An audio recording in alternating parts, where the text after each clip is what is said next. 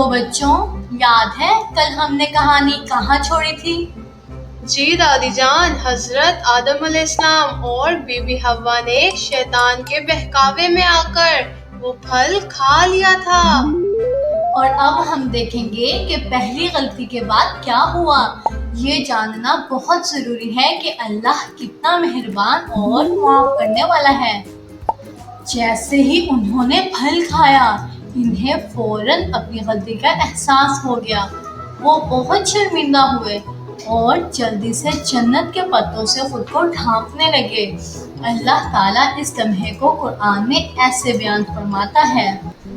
ترجمہ: پس جب انہوں نے اس درخت کا مزہ چکھا تو ان کے سطر ایک دوسرے کے سامنے ظاہر ہو گئے اور وہ جنت کے پتوں سے اپنے آپ کو ڈھانپنے لگے۔ اپنی غلطی کا احساس ہوتے ہی وہ دونوں بہت شرمندہ ہوئے۔ انہوں نے فوراً اپنے رب سے معافی مانگی۔ انہوں نے مل کر ایک پیاری دعا کی جو اللہ نے ہمیں قرآن میں بھی سکھائی ہے۔ ترجمہ: دونوں نے کہا، اے ہمارے رب، ہم نے اپنی جانوں پر ظلم کیا، اور اگر تو ہمیں نہ بخشے اور ہم پر رحم نہ کرے تو ہم یقیناً نقصان اٹھانے والوں میں سے ہو جائیں گے۔ اللہ تعالیٰ تو سب سے زیادہ معاف کرنے والا اور رحم کرنے والا ہے۔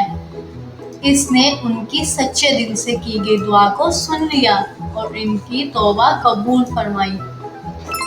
ترجمہ: پھر آدم نے اپنے رب سے چند کلمات سیکھے اور اللہ نے ان کی توبہ قبول فرمائی۔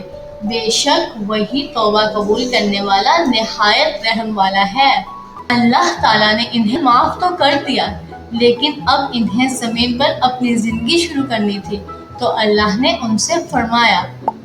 ترجمہ: فرمایا، اتر جاؤ، تم اب ایک دوسرے کے دشمن ہو اور تمہارے لیے زمین میں ایک وقت تک ٹھکانا اور فائدہ اٹھانا ہے۔ اور اس طرح اللہ تعالیٰ نے حضرت آدم علیہ السلام کو زمین پر بھیج دیا۔ تو دیکھا بچوں، غلطی انسان سے ہو جاتی ہے۔ حضرت آدم علیہ السلام سے بھی ہوئی، لیکن سب سے اہم بات کیا ہے؟ فوراً اپنی غلطی مان کر اللہ سے معافی مانگ لینی چاہیے۔